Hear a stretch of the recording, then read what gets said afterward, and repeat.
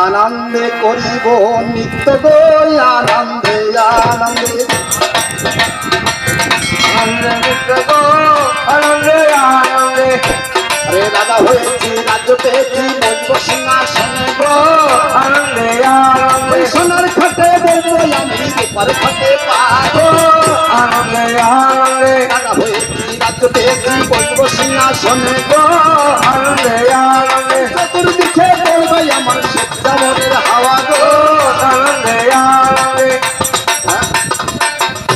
আমি তো রাজা হয়েছে, রাজ্য পেয়েছি, চতুর্দিকে আমার স্বেচ্ছামনে হাওয়া পড়বে। তাহলে আমি কোন ভাগ নেবো? আমি উত্তরে যাবো না, দক্ষিণে লবণ সাগর, পূর্বেও যাবো না, পশ্চিমে যাবো না। তাহলে আমি কোন দিকে যাবো? আমি তো চারিদিকে কোন দিকে যাবো না।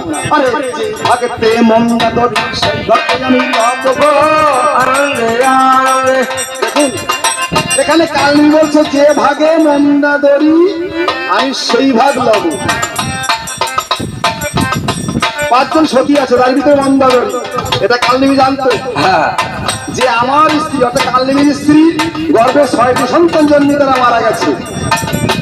তারা প্রভু রামের পদে স্পর্শ পায়নি, কিন্তু মন্দাদরি গর্ভে যেগুলো সন্তান হয়েছে সেগুলো রামের হস্তে সব নিধনের গোলক ভাবে পতিত হয়েছে, তাই না? তাহলে মন্দাদরি সখী, তাহলে মন্দাদরিকে আমি যদি নিতে পারি তাহলে আমারও জীবন ভাগ্য হতে পারে।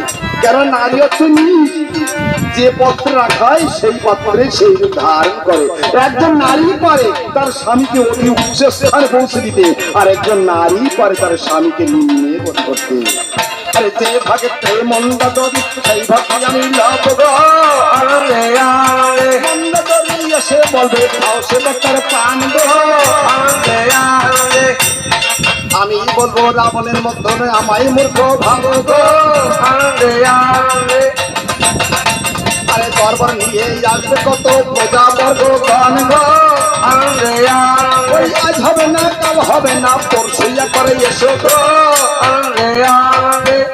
বেশ শব্দ হল, কিন্তু আজকে পুত্র যদি অন্যদিন বেঁচে থাকতো আমায় তো বাবা বলে ডাকতো, আর ইন্দ্রজিৎ থাকতো সেই আমায় ডাকতো বাবা, আনন্দে আনন্দে। হা পুত্র বলে কান্দে সে তখন গো, আনন্দে আনন্দে।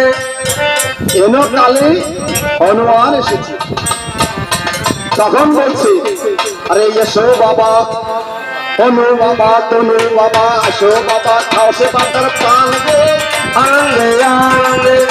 খাও পোলা খাও, এসো বাবা।